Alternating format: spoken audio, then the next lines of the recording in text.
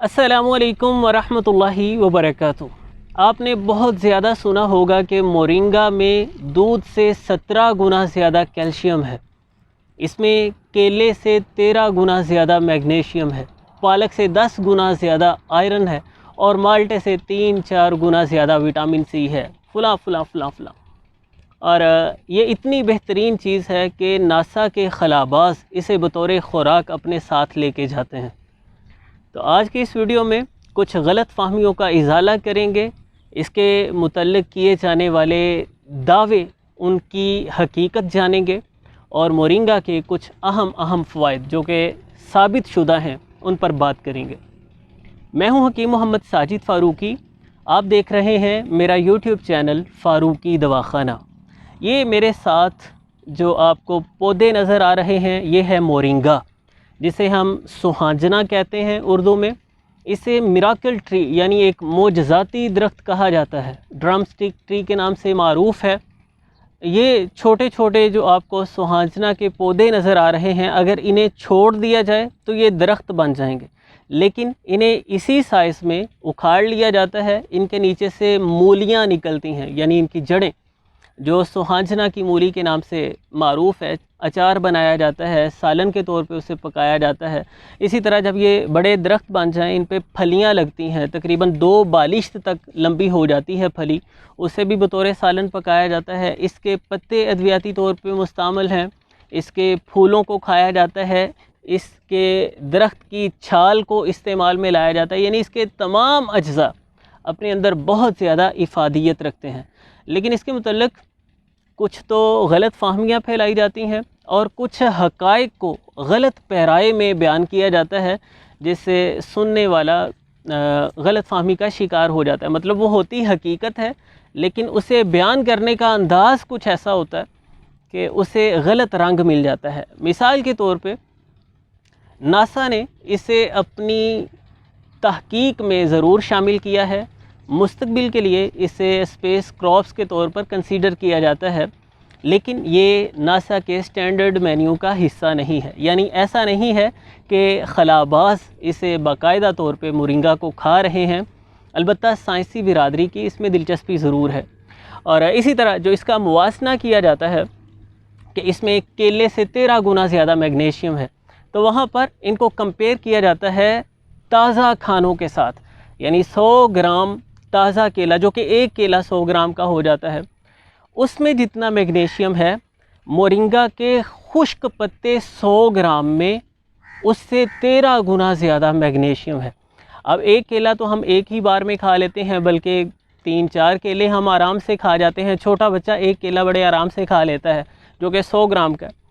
तो उससे हमें जितना मैग्नीशियम मिल रहा है, मोरिंगा के 100 ग्राम खुश्क पत्तों से हासिल होने वाला मैग्नीशियम उससे 13 गुना ज़्यादा है। अब हम 13 गुना को देख लेते हैं, ये नहीं देखते कि 100 ग्राम पत्ते खाता कौन है और कौन खा सकता है। वो लगभग 15-20 दिनों में तो हम खाएंगे।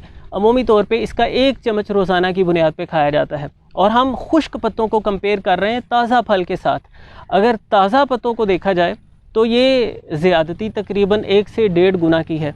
इसी तरह पालक से 10 गुना ज़्यादा इसमें जो आयरन बयान किया जाता है, वो भी इसके खुश्क पत्तों को ताज़ा पालक के साथ कंपेयर किया जाता है। अगर पालक को भी खुश्क कर लिया जाए और फिर इन 100 ग्राम को हम कंपेयर करें, तो पालक में आयरन की मिकदार ज़्यादा होगी। इसी तरह माल्टे से 3-4 गुना ज़्यादा विटामिन सी जो इसमें बयान किया जाता है, उसे भी आप ऐसे ही देखेंगे कि इसमें विटामिन सी होता है ताज़ा हालत में। जब पत्तों को हम खुश्क कर लेंगे तो उस खुश्क होने के प्रोसेस में उसका विटामिन सी बहुत ज़्यादा ज़ाया हो जाएगा, माल्टे से बहुत कम रह जाएगा। अगर आप ताज़ा पत्ते खा रहे हैं और 100 ग्राम खा रहे हैं, तो फिर 100 ग्राम माल्टे से हासिल होने वाले विटामिन सी से आपको 4 गुना ज़्यादा विटामिन सी मिलता है। इसी तरह जब हम दूध के साथ इसे मापेंगे, तो इस बुनियादी पैमाने को आप सामने रखिए कि जब हम इसे तोल रहे हैं, कंपैरेटिवली इसे स्टडी कर रहे हैं दीगर ग़िज़ाओं के साथ, तो वहाँ पर एक तो दीगर ग़िज़ाओं को ताज़ा हालत में लिया जाता है और इसके खुश्क पत्तों को कंपेयर किया जाता है, और दूसरा वहाँ पर सर्विंग के एतबार से कंपेयर नहीं हो रहा, बल्कि पर 100 ग्राम के एतबार से कंपेयर हो रहा है। मतलब दूध तो एक ही मरतबा में अमूमन हम 1 पाव या आधा किलो तक पी लेते हैं, कुछ आधा किलो से ज़्यादा तक भी روزانہ کی بنیاد پہ پی لیتے ہیں، جبکہ یہ تو 1 سے 2 چمچ کھائے جائیں گے، اور ہم دودھ کے ساتھ جو کمپیئر کر کے اس میں کیلشیم کی ویلیو بتا رہے ہیں کہ یہ 17 ٹائمز زیادہ ہے، تو اس وقت ہمیں یہ ملحوظ رکھنا چاہیے کہ 100 گرام دودھ میں جتنا کیلشیم ہے، 100 گرام پتوں میں اس سے 17 گنا زیادہ کیلشیم ہے، نہ کہ جو ہم 1-2 چمچ روزانہ کی بنیاد پر کھا رہے ہیں اس میں۔ تو اس بات کو میں نے واضح کرنا بہت ضروری سمجھا۔ لمبے عرصے سے لوگ اس کے بارے میں پوچھ رہے ہیں، جی مورنگا کے بارے میں یہ کہا جاتا ہے، وہ کہا جاتا ہے، اور کھانا چاہیے نہیں کھانا چاہیے، اس کی اتنی غذائی اہمیت اجاگر کی گئی ہے۔ تو میں نے یہ کنسیپٹ کلیئر کرنا ضروری سمجھا۔ جب آپ کمپیریٹیولی ان کو دیکھیے تو پھر اس اہم نقطے کو نظر انداز نہیں کرنا آپ نے۔ تو کیا میں اس کی اہمیت سے یا فوائد سے انکار کر رہا ہوں؟ ایسا بالکل نہیں، یہ بڑی بہترین چیز ہے، اور اس کے فوائد اور ضروری احتیاط کے بارے میں بھی انشاءاللہ بات کرتے ہیں۔ لیکن اہم نقطہ جو آپ کو ذہن نشین کرنا ہے وہ یہ کہ جب اسے ماپا اور تولا یا کمپیئر کیا جاتا ہے دیگر غذاؤں کے ساتھ یا چیزوں کے ساتھ، تو یہ ذہن میں رکھیے کہ وہاں پر اس چیز کے 100 گرام کے ساتھ اس کے 100 گرام کو وہ بھی خشک حالت میں کمپیئر کیا جا رہا ہے۔ مطلب یہ 100 گرام ہم 15-20 دنوں میں کھاتے ہیں، اور باقی چیزیں تو کتنے ہی 100 گرام ایک دن میں کھا لیتے ہیں۔ ہم عمومی طور پہ 2 سے 3 کیلے کھا لیتے ہیں، تو اس کو 1 سے 2 چمچ کھائیں گے۔ اب جو 2-3 کیلے ہم کھا رہے ہیں اور اس کے 2-3 چمچ کھا رہے ہیں، ان سے 2-3 چمچ سے حاصل ہونے والے میگنیشیم سے کئی گنا زیادہ میگنیشیم ہمیں کیلے سے حاصل ہوگا، کیونکہ اس میں اگرچہ 13 گنا زیادہ میگنیشیم ہے، لیکن وہ کب ملے گا؟ جب 100 گرام کیلا ہو اور 100 گرام ہی یہ ہو۔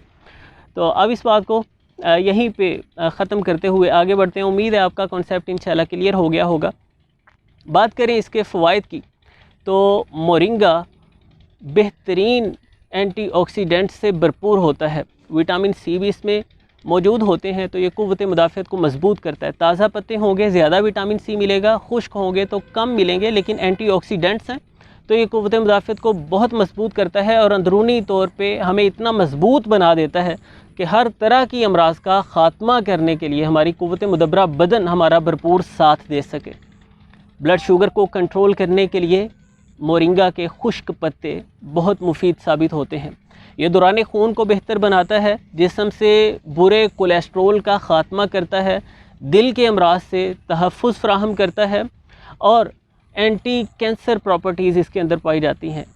اینٹی بیکٹیریل ہے، بدن کی اندرونی انفلیمیشن کو، اینٹی انفلیمیٹری خصوصیات اس کے اندر پائی جاتی ہیں، بدن کے سوزشی اثرات کو ختم کرنے کے لیے یہ بہت اچھا ثابت ہوتا ہے۔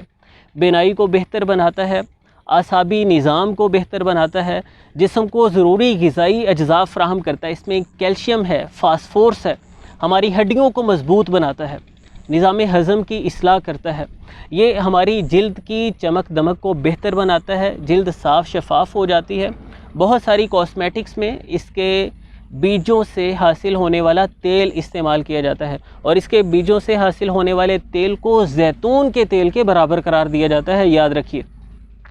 اسی طرح اس کا پیسٹ بنا کے بھی استعمال کیا جاتا ہے۔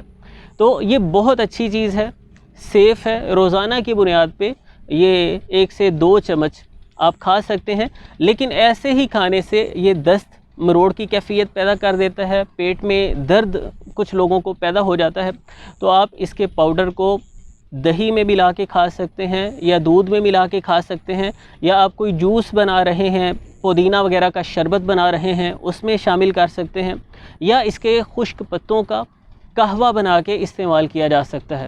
اور اس کی مولی کا اچار بڑا بہترین ثابت ہوتا ہے، اعصابی نظام کی قوتوں کو بحال کرنے کے لیے بہت اچھا ہے، نظام ہضم کو بہتر بناتا ہے، تو اس کا اچار استعمال کیا جا سکتا ہے۔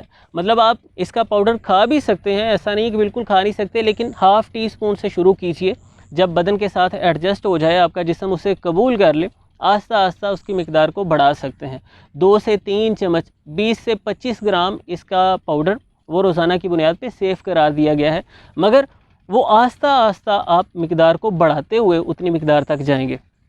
زیادہ سیف یہی ہے کہ آپ اسے دہی وغیرہ میں ملا کے لیں، یا کسی جوس شربت میں، یا کوئی سالن آپ کھا رہے ہیں اس میں اسے چھڑکا جا سکتا ہے، یا قہوہ تو سب سے سیف ہے، اس میں کسی طرح کی کوئی کمپلیکیشنز پیدا نہیں ہوتی۔ اسی طرح اس کی مولی کو کش کر کے یعنی رگڑ کے مسالہ وغیرہ بون کے اس میں اسے فرائی کر کے پراٹھے میں ڈال کے آپ پکائیں، بڑا بہترین لذیذ پراٹھا بنے گا اور بدن کی قوتوں کو بحال کرے گا، دردوں کو ختم کرے گا۔ دردیں تو ہر طرح کی ختم کرنے میں مورنگا بہت اچھا ہے، کیونکہ یہ کمال کا اینٹی انفلیمیٹری ہے، سوزشی اثرات کو بدن سے ختم کرتا ہے، اور دردیں ہوتی ہی سوزش کی وجہ سے ہیں۔ جب سوزش ختم ہوگی تو جوڑوں کے دردوں میں خاطر خواہ کمی آپ کو محسوس ہوگی، بدن میں چستی اور توانائی آئے گی۔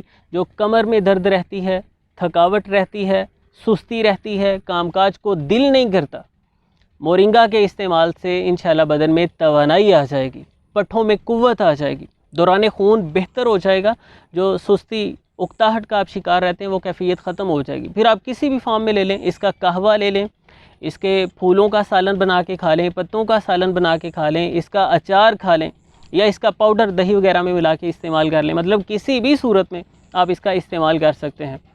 دوران حمل خواتین کو گریز کرنا چاہیے اس کے پتے، کیونکہ پیٹ میں مروڑ کی کیفیت پیدا کر دیتے ہیں، تو اس سے حمل کو نقصان پہنچنے کا اندیشہ ہے۔ اور آغاز میں جو میں نے اس کے موازنے سے متعلق پیدا ہونے والی غلط فہمی کو واضح کرنے کی کوشش کی ہے، اگر آپ اسے ڈیپلی اسٹڈی کرنا چاہتے ہیں تو ڈسکرپشن میں تفصیل دے رہا ہوں، آپ کو پتہ چل جائے گا کہ حقائق کو کس طرح غلط پیرائے میں بیان کر کے غلط فہمی پیدا کی جاتی ہے۔ آپ نے اگر کبھی مورنگا استعمال کیا ہے تو ضرور اپنی فیڈ بیک دیجئے گا کہ آپ نے کیسا محسوس کیا اور آپ اسے کیسے استعمال کرتے ہیں، خاص طور پہ کس فارم میں استعمال کرتے ہیں، ضرور بتائیے گا۔ ویڈیو اچھی لگی ہے تو دوست احباب کے ساتھ شیئر کرنا نہ بھولیے گا۔ ملتے ہیں انشاءاللہ نیکسٹ ویڈیو میں۔ اللہ حافظ۔